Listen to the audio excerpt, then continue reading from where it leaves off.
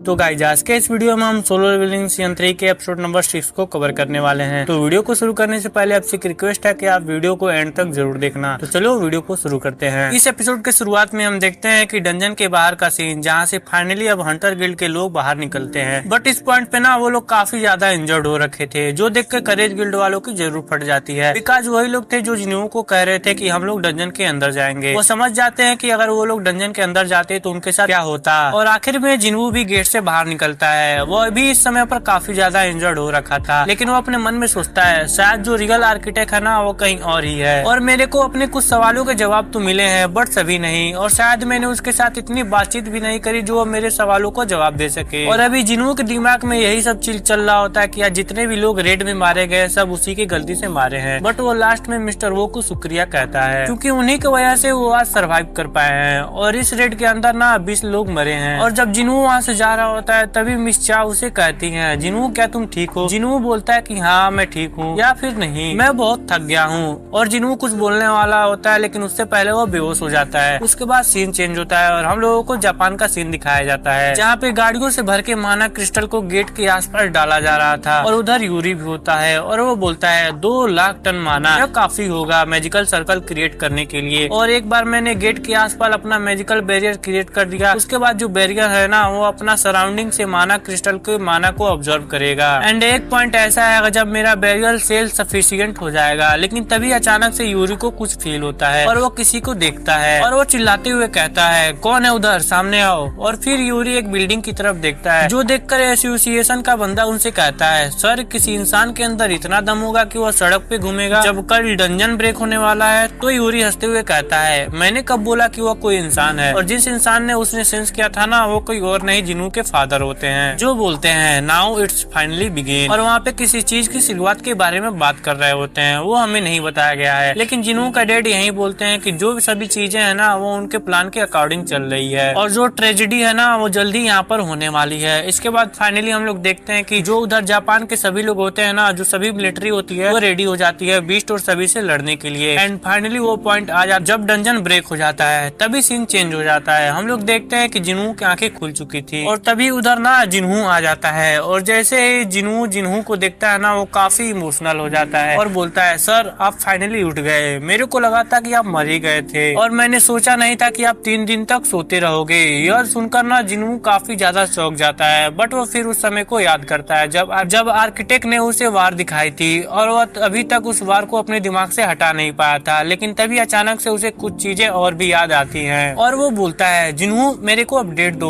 और जिन्हों भी लाइक अरे किस चीज का अपडेट दूं मैं आपको? जिन्हों फिर बोलता है उस एस रैंक के गेट के बारे में जो कि जापान में अपीयर हुआ था। यह सुनकर जिन्हों काफी निराश हो जाता है, और उसकी निराशा से तुम लोग समझ सकते होगे कि जापान के अंदर क्या हुआ होगा। और फिर हम लोगों को पास्ट का सीन दिखाया जाता है, जहाँ पे जापान के एस रैंक के डंजन के अंदर से निकलते हैं काफी सारे जायंट, लेकिन इससे ना यूरी को कोई भी फर्क नहीं पड़ता। उसे लगता है कि यह तो मेरे बाएं हाथ का खेल है। एंड देन वो अपने आसपास के माना को गैदर करता है, एंड देन उधर एक बैरियर क्रिएट करता है, और जो जायंट होते हैं ना उस बैरियर को ब्रेक करने की कोशिश करते हैं। और फिर यूरी बड़े चौर में कहता है एक बिस्ट जो कि कॉमनली एयरिंग डेंजन के अंदर पाए जाते हैं, और यह बात किसने सोची थी, और तुम्हें क्या लगता है कि क्या तुम मेरे मैजिक को ब्रेक कर सकते हो? लेकिन तभी उधर ना एक जायंट आता है जो कि अपने ही जायंट को मारता है, एंड देन इस चीज को देखकर ना यूरी की फटके हाथ में आ जाती है, और सबसे पहले अब वो यूरी के बैरियर को ब्रेक करता है। और यह चीज देखकर ना यूरी काफी ओवर कॉन्फिडेंस हो जाता है, उसका ओवर कॉन्फिडेंस ही उसे मरवाने वाला था। और इसके बाद हम लोग प्रेजेंट में आते हैं, जहाँ पर जिन्हों आखिर में जिन्हों से बोलता है कि जो ये रेड है ना वो एक फेलियर थी। और इसके बाद सीन चेंज होता है और हम लोग देखते हैं जिन्हों के डैड को, जो कि सो रखे थे, और अभी उनकी आंखें खुलती हैं, और फिर जिन्हों के डैड के सामने उसका ड्राइवर भी होता है, और जिन्हों के डैड उससे बोलते हैं मेरी शायद फिर से आंख लग गई। तब वो बोलता है 23 आवर्स 46 मिनट, और आपने मेरे को सीधे ऑर्डर दे रखा था अगर आप 24 आवर्स के अंदर नहीं जागते हैं तो मैं आपको हॉस्पिटल ले जाऊं, और इसलिए मैंने केवल अभी कार को ही रेडी कर रखा था। और फिर जो जिन्हों के डैड का ड्राइवर होता है ना उन्हें 2 चीजों के बारे में बताता है। पहली चीज उन्हें यह पेशेंट की प्रोफाइल देता है, जो कि अभी रिसेंटली इटर्नल स्लम्बर से क्योर हुई है, और वो पेशेंट कोई और नहीं जिन्हों की मॉम होती है। और अभी जिन्हों के डैड ना अपने मन में सोच रहे होते हैं कि क्या जो जिन्हों के मॉम है उनके पास कोई पावर है इस बीमारी को क्योर करने की। और फिर वो अपने ड्राइवर को बोलते हैं दूसरी न्यूज क्या है, तो उसका ड्राइवर जवाब देता है आपसे मिलने कोई आया है, जो कोई और नहीं जिन्हों के बड़ी बड़ी बहन होती है और वो फिर अपने डैड को बोलती है आप यह बात कब से जानते हैं। और उसके बाद फिर सीन चेंज होता है और हम लोग देखते हैं यूरी को, जिसको जायंट गिराता है और वो अपने मुंह के अंदर ले लेता है। और अभी यूरी ना सिर्फ उसका केवल खाना बनकर रह गया था। और दूसरी तरफ जो जायंट होते हैं ना, उन पर टैंक से हमले हो रहे होते हैं, आसमान से हमले हो रहे होते हैं, बट उनसे उन जायंट्स को कुछ भी फर्क नहीं पड़ता। और इसके बाद हम लोग जापान के एस रैंक हंटर को देखते हैं, जो कि अपने साथी को बोलता है कि जो ऐसे वेपन है ना, वो बिस्ट पर कुछ भी काम करने वाले नहीं है और हम लोग ऐसे हाथ पे हाथ रखकर नहीं बैठ सकते। हमें डंजन के अंदर जाना होगा और उन्हें वाइप आउट करना होगा। इसके बाद दो हंटर्स निकल जाते हैं जायंट को हराने के लिए, लेकिन जो जायंट होते हैं ना, वो उन्हें इजीली डोमिनेट कर रहा होता है। और हम लोग फिर देखते हैं कैमरामैन को, जो कि आसमान से अब चीजें कवर कर रहा होता है और टोक्यो के अंदर उसे लाइव टेलीकास्ट कर रहा होता है। और भाई मैं इस पॉइंट पर यह सोच रहा हूँ कि इन कैमरामैन के साथ क्यों कुछ नहीं हो रहा है। और यह सब चीजें ना जिन्हू अपने टीवी पर बैठकर देख रहा होता है और वो फिर अपने मन में सोचता है अगर ऐसे ही चलता रहा तो पूरी एशिया खतरे में आ जाएगी। यह वैसे ही है जैसे जेजू आइलैंड में हुआ था। और जिन्हू कुछ सोच पाए तभी साइड से आवाज आती है उधर मत जाना। और यह बात ना जिन्हा ने उससे कही होती है। और फिर जिन्हू उसे बोलता है तुम्हारी कहानी का क्या मतलब है। तो जिन्हा जवाब देती है मैं जानती हूँ कि तुम उधर जाने वाले हो। और जैसे ही जिन्हा गेट को बंद करने वाली होती है, जिन्हू अपने जगह से खड़ा होता है और उससे बोलता है मैं नहीं जाने वाला, मेरे को लगता है कि मैं कुछ ज्यादा ही काम कर लिया है और अभी मेरा प्लान है एक लंबी छुट्टी लेने का। और जाते जाते जिन्हू ने जिन्हा के सर पर हाथ रखता है और बोलता है चिंता मत करो। और इसके बाद वो पार्क में अकेले बैठ जाता है और बेरू को बुलाता है। और फिर बेरू जिन्हू के सामने आता है और बोलता है यस माय लॉर्ड, बोलिए आपका क्या काम है। और फिर जिन्हू बेरू से अपनी बहन के बारे में पूछता है। वो तो बेरू बताता है कि वो सोने के अलावा कुछ भी नहीं करती। और अभी जिन्हू है ना, वो अपनी बहन के बारे में जानता है कि वो ट्रामाटास है और 4 सालों के अंदर उसने कभी भी मुझे रेड में जाने के लिए नहीं रोका और अभी वो यह काम कर रही है। और जब जिन्हू वहाँ से जा रहा होता है तब ना उसके दिमाग में यह चल रहा होता है कि अभी उसे क्या करना चाहिए। और तभी जिन्हू के सामने एक गाड़ी आ जाती है। देन सीन चेंज होता है और अभी जिन्हू कहीं पर बैठा हुआ होता है और वो बोलता है आपको मुझसे क्या काम है चेयरमैन यू। और यहाँ पर ना जिन्हू जिससे बात कर रहा होता है वह जिन्हू के फादर होते हैं। और सबसे पहले चेयरमैन यू आई मीन जिन्हू के फादर जिन्हू के सामने चेक रखते हैं और उसे यह भी क्लियर कर देते हैं कि वह कोई अमीर घमंडी इंसान नहीं है, जिसे ऐसा लगता है कि वह अपने पैसों से सब कुछ खरीद सकते हैं, वो भी जब वह एक एस रैंक के हंटर से डील कर रहे हूँ। लेकिन अब जिन्हू उनसे सीधे काम की बात करने के लिए बोलता है। और जब चेयरमैन गो होते हैं ना, वो बताते हैं कि उन्हें भी वो सेम इलनेस है जो कि उसकी मॉम को थी। और यह सुनकर जिन्हू काफी चौंक जाता है। और अब जिन्हू उनसे पूछता है क्या यह बात जिन्हू को पता है। तो जिन्हू के डैड जवाब देते हैं मेरे डॉक्टर को छोड़कर जो मेरी वाइफ है और जो सेक्रेटरी है वो यह बात जानते हैं, मतलब कि टोटल 3 लोग हैं यह बात जानते हैं। और फिर जिन्हू हंसते हुए बोलता है आई गेस मेरे को मिलाकर अब 4 लोग जानते हैं यह बात को। यह सुनकर उसके डैड भी हंसते हैं और जवाब देते हैं हाँ हाँ। और अब जिन्हू के डैड ना जिन्हू से इस बीमारी का इलाज मांगते हैं, लेकिन जो जिन्हू होता है ना वो कुछ भी बोलता नहीं है। उसके लिए यह डिसीजन जो था ना वो काफी ज्यादा मुश्किल हो चुका था कि वो क्या करे अभी। उसके बाद सीन चेंज होता है और हम लोग देखते हैं न्यूज रिपोर्टर को, जो कि जापान की बर्बादी का लाइव टेलीकास्ट कर रहे होते हैं। इसके बाद हम लोग जिन्हू के कंपनी का सीन देखते हैं, जहाँ पर जिन्हू चिल्लाते हुए जिन्हू से बोलता है क्या आप जापान जाने वाले हो।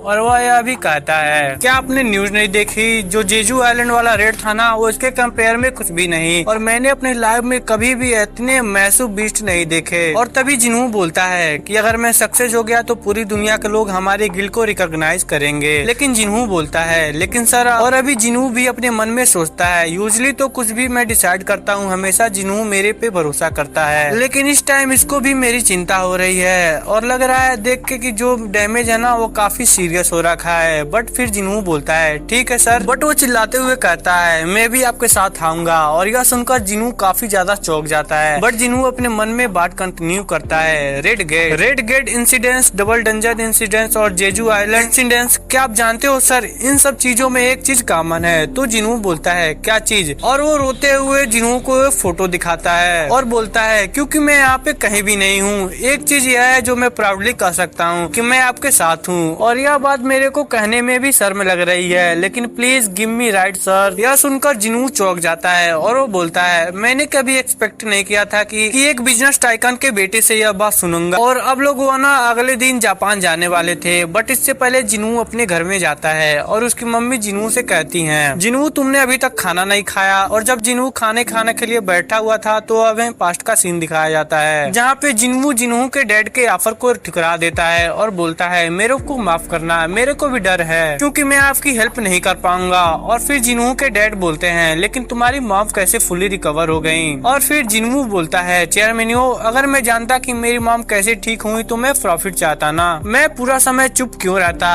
और यह कहने के बाद जिनवू वहाँ से निकल जाता है। और फिर हम लोग देखते हैं कि जब जिनवू लिफ्ट में होता है और वो कहता है जिनवू के फादर थे, मैं भी मेरे को उनको सच बता देना चाहिए। बट अभी वो यह नहीं जानता कि जिनवू के जो डैड है वो किस टाइप के इंसान है। और अभी जिनवू के पास जो होली वाटर ऑफ लाइफ है उसकी कमी है और इसलिए बस वो इस चीज को समझदारी से यूज करना चाहता है। और इसके बाद हम लोग प्रेजेंट में आते हैं जहाँ पर जिनवू अपनी मॉम से कहता है मॉम मेरे को जाना होगा। और उसकी मॉम जवाब देते हुए बोलती है जो तुम्हारे फादर थे ना वो भी ऐसे ही थे, वो भी खाने के बीच से ही निकल जाते थे जब उन्हें कोई इमरजेंसी कॉल आता था। और फिर हम लोग देखते हैं जिन्हा को जो कि सोने की एक्टिंग कर रही होती है। बट फिर उधर जिनवू आता है, उसके पास बैठता है और उसे समझाता है कि फर्क नहीं पड़ता कि वो उससे कितना ही दूर क्यों ना हो, लेकिन वो उसे हमेशा प्रोटेक्ट करेगा। और इसके बाद हम लोग अगले दिन का सीन देखते हैं जहाँ पे चेयरमैन को भाषण दे रहे होते हैं और जो सभी मीडिया होती है वो भी आई होती है। और इसके बाद उधर जिनवू आता है जो कि भाषण वगैरह देता है एंड देन दोनों आई मीन चेयरमैन गो और जिनवू हाथ मिलाते हैं और अब वो लोग फाइनली जापान के लिए निकल जाते हैं। इसके बाद हम लोग जापान के अंदर का सीन देखते हैं जहाँ पे इवैक्यूएशन का काम चल रहा होता है और उन्हीं में से एक आर्मी मैन डॉक्टर को कहता है इस ट्रक के अंदर इनफ स्पेस नहीं है वुंडेड पेशेंट के लिए और कम से कम हम लोग 3 से 4 लोगों को ही ले जा पाएंगे। और तभी वो डॉक्टर होता है वो बोलता है क्या तुम यह मजाक कर रहे हो, इधर 10 से भी ज्यादा लोग हैं जो कि सीधे चल नहीं सकते। और तभी आर्मी मैन उन पर भड़क जाता है और बोलता है उनकी चिंता करने की कोई जरूरत नहीं, जो कि जल्दी मरने वाले हैं और जो जायंट मॉन्स्टर है ना वो कभी भी इधर आ सकते हैं और अगर तुम लोग यहीं पे रहोगे तो मारे जाओगे। और फिर वो डॉक्टर से बोलता है मेरी वाइफ और मैंने प्रॉमिस किया था कि हम लोग आखिर तक यहाँ पर रहेंगे, लेकिन तभी उस जगह जायंट अपीयर हो जाते हैं और जो आर्मी की फोर्सेस होती है ना उन पर फायर कर रही होती है, लेकिन उनके छोटे मोटे हमले से उस जायंट पर कोई भी काम नहीं करता। और जब वो जायंट डॉक्टर पर हमला करता है तभी उस जगह वही आर्मी मैन आ जाता है जो कि पहले उन पर भड़का हुआ था उन्हें बचाने के लिए। लेकिन इसके बाद अचानक से कहीं से शैडो अपीयर होता है जो कि उस जायंट पर लग जाती है जो कि उन डॉक्टर पर हमला कर रहा था, जिससे वह दूर जाके गिरता है। और यह जो काम था ना वो होता है जीमा का, जिसका मतलब ये होता है कि संग जिनवू की आर्मी सही वक्त पे जापान के अंदर पहुंच चुकी है। इसके बाद हम लोग एक बिल्डिंग को देखते हैं जिसके ऊपर से कुछ लोगों के ऊपर पत्थर गिर रहा होता है, बट सही वक्त पर वहाँ पर जिनवू आ जाता है और उन्हें बचा देता है और जिनवू को बोलता है कि मैं यहाँ पर रहकर लोगों की हेल्प करूंगा इवैक्यूएट करने में। और जिनवू उसे बोलता है कि चल कोई बात नहीं ठीक है। एंड देन हम लोग जीमा को देखते हैं जो कि एक जायंट को टेक डाउन कर रखा था और फिर जिनवू जीमा के ऊपर चढ़ता है और दूसरे जायंट को अपने डैगर से काट के रख देता है। उसके बाद सीन चेंज होता है और हम लोग मैरीलैंड यूएस को देखते हैं जहाँ पे कुछ हंटर्स होते हैं ना वो एक साथ बैठे हुए होते हैं और वो जिनवू के बारे में बात कर रहे होते हैं और उन्हें ऐसा लग रहा होता है कि जिनवू जो है ना वो जापान के रेड में मारा जाएगा और इसलिए कोई अपना घर बेड पे लगा रहा होता है तो कोई अपनी कार बेड पे। तभी साइड से फिर थॉमस बोलता है कि मैं तुम्हारी बात से श्योर नहीं हूँ, लेकिन फिर भी मैं स्क्वेंजर गिल की बिल्डिंग को दाव पर लगाता हूँ कि वो सरवाइव कर लेगा और मैं तुम सभी को सजेस्ट करता हूँ कि तुम सभी उस एस रैंक के गेट पर फोकस करो जो हमारे बैकयार्ड में अपीयर हुआ है। और मैं तो यो सोच रहा हूँ कि कल डंजन ब्रेक होने के बाद तुम लोगों में से कितने लोग सरवाइव कर पाएंगे। बट वो लोग ना थॉमस की बात को सीरियस नहीं ले रहे होते हैं, उन्हें ऐसा लग रहा होता है कि साला यार फिर से आ गया हमारा दिमाग खराब करने के लिए। फिर थॉमस विंडो की तरफ देखता है और बोलता है देखकर ऐसा लग रहा है कि जो जापान है वो एक रियन फन प्लेस बन चुकी है। और अभी तुम लोग यह भी देख सकते हो कि जो अमेरिका वहाँ पे एक ए रैंक गेट अपीयर हो रखा है। और फिर हम लोग देखते हैं जापान का सीन जहाँ पे कैमरामैन होता है वो चिल्लाते हुए बोलता है सभी लोग जो ये अपने घर में बैठकर देख रहे हैं ये बिलीव करना मुश्किल है, जो संग जिनवू के समन बिस्ट है ना वो जायंट को टेक डाउन कर रहे हैं। और इस फाइट को देखकर ऐसा लग रहा है कि जो संग जिनवू की आर्मी है ना वो इस फाइट को डोमिनेट कर रही है। और तभी जिनवू बोलता है आयरन अपग्रेड होने की वजह से काफी जोश में है, शुक्र है वो अच्छे से काम कर रहा है। और तभी वहाँ पर एक सोल्जर बोलता है थैंक यू संग जिनवू। तभी जिनवू बोलता है बचाने के लिए शुक्रिया, तुम ठीक हो ना। तभी सोल्जर बोलता है हाँ थैंक यू सर मैं बिल्कुल भी ठीक हूँ। जिनवू से बोलता है उसे यहाँ से ले जाओ और सबको यहाँ से निकाल के काम खत्म करो। और जिनवू बोलता है ठीक है सर और वो दोनों यहाँ से जाने लगते हैं। जिनवू के सामने काफी सारे बीस्ट का ढेर लगा हुआ होता है और वो फिर बोलता है Arise. और हमारा जो ये एपिसोड है वो यहीं पर खत्म होता है। तो मिलते हैं अगली एपिसोड में, तब तक के लिए सायोनारा।